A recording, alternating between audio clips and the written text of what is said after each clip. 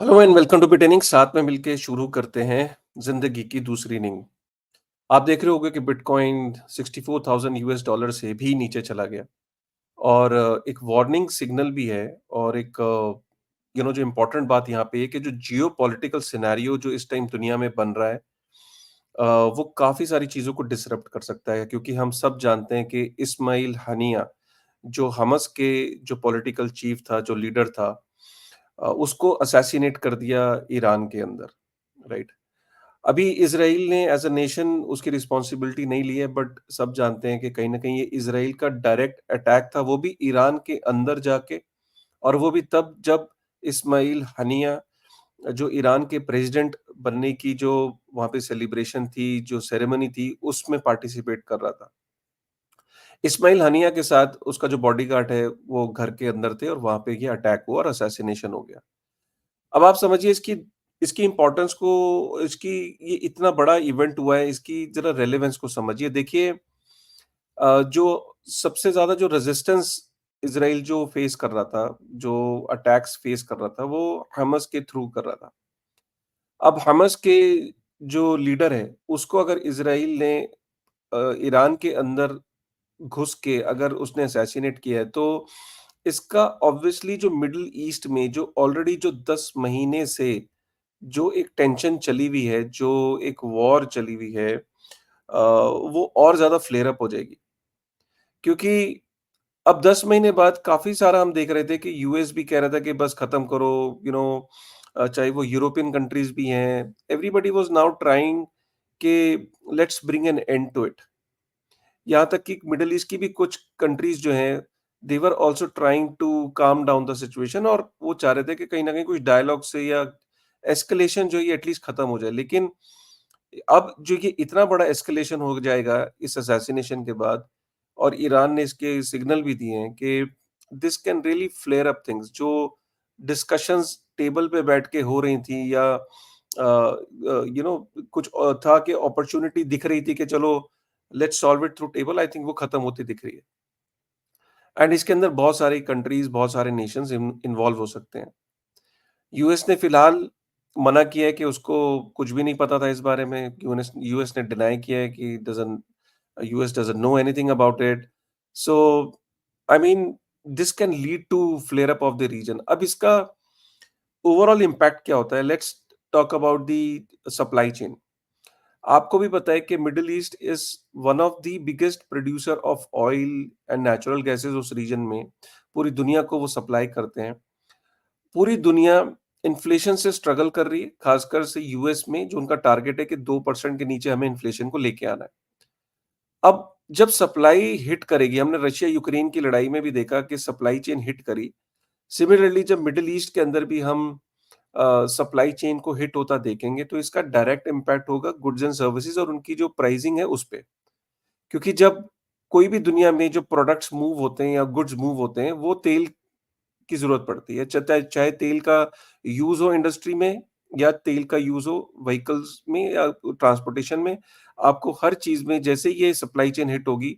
और पूरी दुनिया में हम जानते हैं कि काफ़ी सारा जो कॉरिडोर है, ट्रेड का कॉरिडोर, वो मिडल ईस्ट से होके निकलता है। और हमने यमन के अंदर देखा कि वहाँ के जो यहूतीज़ हैं, वो किस तरीके से वहाँ पे अटैक्स कर रहे हैं। तो पूरी दुनिया की जो सप्लाई चेन है, वो अगर हिट हो गई, तो जो टारगेट्स था यूरोप के अंदर, अमेरिका के अंदर, के हम इन्फ्लेशन को कर्टेल कर लेंगे, नीचे कर लेंगे, वो कहीं न कहीं वो टारगेट अचीव होता दिख नहीं रहा। इसीलिए एफओएमसी की जो मीटिंग हुई अभी, राइट? उस एफओएमसी की मीटिंग में शत प्रतिशत लोग कन्फर्म कह रहे थे कि सितंबर के अंदर रेट कट का अनाउंसमेंट हो जाएगा। इसीलिए मार्केट के अंदर एक सेंटिमेंट बना हुआ था कि अब रेट कट्स आ जाएँगे अमेरिका के अंदर, जो कि कई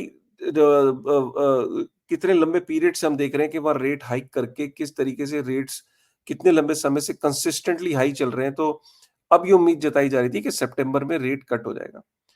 लेकिन इस इवेंट के बाद जो इस्माइल हनिया का जो असैसिनेशन है, उसके बाद ये जो इवेंट्स हैं, ये अब पूरी तरीके से बदल गए हैं। और एफओएमसी ने बोला तो कि we are close to rate cuts, but ये नहीं बोला कि सितंबर में रेट कट्स शत प्रतिशत कंफर्म है। इसीलिए मार्केट रिएक्ट कर रही है। तो अगर आप सोच रहे थे कि मार्केट को अचानक क्या है, तो मार्केट देखिए मार्केट्स टोटली डिपेंड करती हैं जियोपॉलिटिकल सिनेरियो पे और शॉर्ट टर्म में प्राइस इम्पैक्ट आता है। इसीलिए आपको जब भी ये बोला जाता है कि लॉन्ग टर्म इन्वेस्टमेंट के बारे में सोचो, 10 साल के पेरिफेरल में सोचो, 10 साल का विजन लेके सोचो। अगर आप 6 महीने पंप एंड डंप अभी खरीद के कल बेचने वाली स्ट्रैटेजी के साथ क्रिप्टो में एंटर करेंगे, आप सक्सेसफुल नहीं हो पाएँगे, लिख लीजिए। और ये क्रिप्टो में ही चीज़ लागू नहीं होती, ये स्टॉक्स में भी लागू होती है। तो आपका पर्सपेक्टिव बहुत लंबा होना चाहिए। आपको नहीं पता कि कल क्या हो जाए। किसी ने सोचा नहीं था कि कल ये इवेंट हो जाएगा। एवरीबॉडी वाज़ थिंकिंग कि एफओएमसी की मीटिंग आएगी, उसमें रेट कट्स की कन्फर्मेशन आएगी और मार्केट फिर से बूम। बट ओवरऑल फिर भी अगर आप देखिए अगर दुनिया भर में जितनी भी टेंशन्स हैं या जितने भी स्ट्रेस है और जियोपॉलिटिकल सिनेरियो अगर खराब होता है, तो सबसे पहले लोग क्या करते हैं कि स्टोर ऑफ वैल्यू की बेस्ड जो कमोडिटी एसेट्स होती है उनकी तरफ भागते हैं, राइट? तो यही कारण है कि गोल्ड ने अपना ऑल टाइम हाई ब्रेक किया, राइट? जो गोल्ड का जो इस टाइम जो रेट चल रहा है वो 24,020 US dollar sorry 2,420 US dollar जो है वो पर आउंस का रेट चल रहा है। तो अब दुनिया में जो स्ट्रेस देखा जा रहा है, जो मिडल ईस्ट में स्ट्रेस पॉसिबल है, उसका रिएक्शन गोल्ड दे रहा है। तो गोल्ड एक सेफ हेवन माना जाता है अगेंस्ट ऑल द अनसर्टेनिटीज। तो आप वो गोल्ड के अंदर देख रहे हो। सिमिलरली वो बिटकॉइन के अंदर भी दिखना चाहिए था, बट नहीं दिखा क्योंकि बिटकॉइन अभी भी it is not as big as gold in terms of adoption, also in terms of कि उसकी हिस्ट्री, गोल्ड की 5,000 साल की हिस्ट्री है। But eventually bitcoin is also a digital gold जहां पे लोग उसको as a store of value देखते हैं। जस्ट दैट के नंबर बहुत कम है in terms of comparison with gold. तो ये है बिटकॉइन का। और मैं तो ये कहता हूं कि ये टाइम जो है, ये टाइम होता है बिटकॉइन को अकोमुलेट करने का। अगर आप एक अपॉर्चुनिटी तलाश कर रहे थे, तो बिटकॉइन अगर इस टाइम गिरा हुआ है and you couldn't make an entry because Donald Trump की ने उसको पंप कर दिया उसकी स्पीच ने, so this is a very good time to make an entry. And इस टाइम पे मुद्रेक्स का एक बहुत ज़बरदस्त कैंपेन लॉन्च किया उन्होंने। 1 अगस्त से 15 अगस्त के बीच में ये कैंपेन है जिसमें 10 करोड़ वर्थ ऑफ बीटीसी जो है वो एयर ड्रॉप कर रहे हैं। 10 करोड़ वर्थ ऑफ बीटीसी वो एयर ड्रॉप कर रहे हैं। और बहुत ही सिंपल इन्होंने यार्डस्टिक रखे हैं। In case you are planning to buy or planning to invest in bitcoin, I think Mudrex has just launch this campaign on for Independence Day at the right time. और इसको बहुत ही सिंपल रखा है। इसमें simple requirement क्या है? Simple आपको minimum 10,000 रुपए डिपॉजिट करने हैं मुद्रेक्स पे। ये न्यू यूजर्स के लिए भी है और एग्जिस्टिंग यूजर के लिए भी है। 10,000 रुपए आपको डिपॉजिट करने एक्सचेंज पे। और 10,000 रुपए डिपॉजिट करने के बाद आपको मिनिमम 3 ट्रांजैक्शन करनी है। फॉर एग्जांपल, आपने 10,000 रुपए जमा किए मुद्रेक्स पे, उसके बाद आपने एक ही कॉइन 3 बार खरीद लिया, मतलब बिटकॉइन को 3 बारी बाय कर लिया, या आपने 3 डिफरेंट कॉइन्स ले लिए, ठीक है? तो आप एलिजिबल हो जाओगे इस एयर ड्रॉप के लिए। और एयर ड्रॉप क्या है? एलिजिबिलिटी क्या है कि अप टू 10,000 रुपए अगर आपने जमा किए तो 10,000 रुपए वर्थ ऑफ बीटीसी ही आपके अकाउंट में क्रेडिट हो जाएगा। तो ये 8,000 भी हो सकता है, 7,000 भी हो सकता है, 5 भी हो सकता है, अप टू 10,000 रुपीज के लिए आप एलिजिबल हो जाओगे। एयर ड्रॉप के लिए तो कंफर्म एलिजिबिलिटी है। मिलता कितना है वो डिपेंड करता है कि आप कितना डिपॉजिट करते हैं। सपोज अगर आप 10,000 रुपए से ज्यादा डिपॉजिट करते हैं तो आप ज्यादा एलिजिबल हो जाते हैं। आप ज्यादा ट्रांजेक्शन करते हैं तो आप ज्यादा आप एलिजिबल हो जाते हैं। जैसे कि यहाँ पे उन्होंने एग्जाम्पल दिया हुआ है, आप इनका ब्लॉग पढ़ सकते हैं। इस एग्जाम्पल में क्या, किसी ने 50,000 रुपए जमा किया तो ऑब्वियसली वो 2x उसके चांसेस ज्यादा बढ़ गए, ज्यादा 2x रिवॉर्ड मिलने के चांसेस उसको ज्यादा हो गए। और किसी ने अगर ट्रांजेक्शन ज्यादा करी, 10 कॉइन बाय कर ली, तो उसके 1.5 गुना एयर ड्रॉप ज्यादा मिलने के चांसेस हो गए। और कॉइन सेट भी होता है वहां पे। तो आप सिर्फ कॉइन्स ही नहीं, वहां पे जो कॉइन सेट होता है, जो एक तरीके की कॉइन्स की बास्केट है, उसको भी आप वहां पे इन्वेस्ट कर सकते हो कॉइन बास्केट में भी। तो मिनिमम 10,000 रुपए आपको डिपॉजिट करने हैं। और जितना ज्यादा आप डिपॉजिट करोगे, जितना ज्यादा आप ट्रांजेक्शन्स करोगे, नंबर ऑफ ट्रांजेक्शन्स आपकी होंगी, उतना ही ज़्यादा आप एलिजिबल हो जाओगे एयर ड्रॉप के लिए। और एयर ड्रॉप क्या है? 10 करोड़ रुपए वर्थ ऑफ बीटीसी। तो अगर आप न्यू यूज़र हैं, तो डिस्क्रिप्शन में लिंक है, आप उसको क्लिक करके भी मुद्रेक्स पे जा सकते हो और वहाँ अपना अकाउंट क्रिएट कर सकते हैं। एक और खबर पे जो बहुत इंपॉर्टेंट खबर है, वो खबर है टेदर।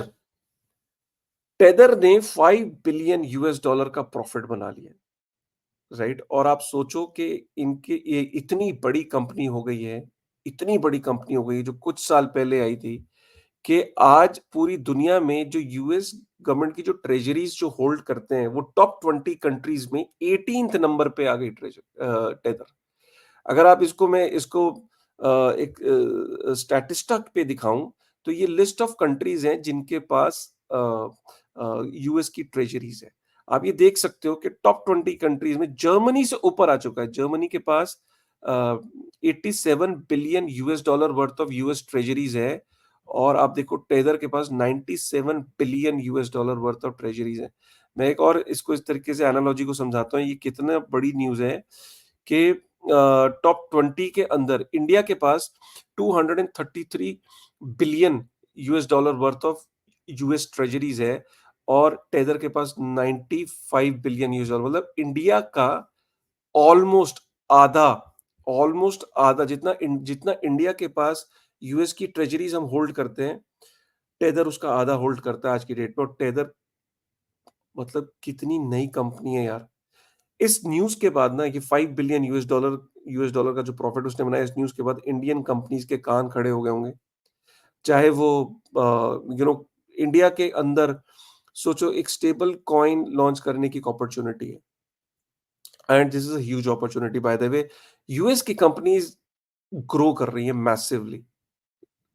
आज आप इस खबर को इस तरीके से भी देखो कि यूएस की जो ट्रेजरीज को डंप कर रहे हैं बाकी देश।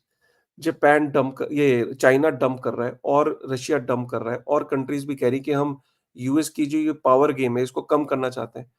सोचो, इधर से यूएस ट्रेजरीज को कोई देश डंप कर रहा है, चाइना, रशिया, और इधर से यूएस की कंपनीज इतनी बड़ी हो रही हैं कि वो यूएस की ट्रेजरीज को बाय कर रही है। इधर से ट्रेजरीज कम हो रही हैं, डंप हो रही है, और यूएस की कंपनी इतनी बड़ी हो गई है कि वो यूएस की ट्रेजरी को बाय कर रही है और 18वें नंबर पे पहुंच गई है। गेम को समझिए आप। यूएस डॉलर को एक कुछ देश मिलकर कमजोर करना चाह रहे हैं, वहीं यूएस की कंपनी ने एक ऐसा इनोवेटिव सोल्यूशन लाई स्टेबल कॉइन के रूप में, जो दुनिया में यूएस के पावर गेम को फिर से ऊपर ले जा रहा है। बहुत जरूरी है इस बात को समझना कि जो डेवलपिंग कंट्रीज हैं, हमारा भारतवर्ष भी है, वो इस गेम प्लान को समझे कि अमेरिका पावरफुल होता जा रहा है। एक अपॉर्चुनिटी दुनिया को दिखी कि अमेरिका की ट्रेजरीज को डंप करने का पहली बार एक मौका मिला चाइना, रशिया को, कि ट्रेड में उनका शेयर जब बढ़ा, इंडिया का शेयर बढ़ा और चाइना की डोमिनेंस को ब्रिक्स ने चैलेंज किया।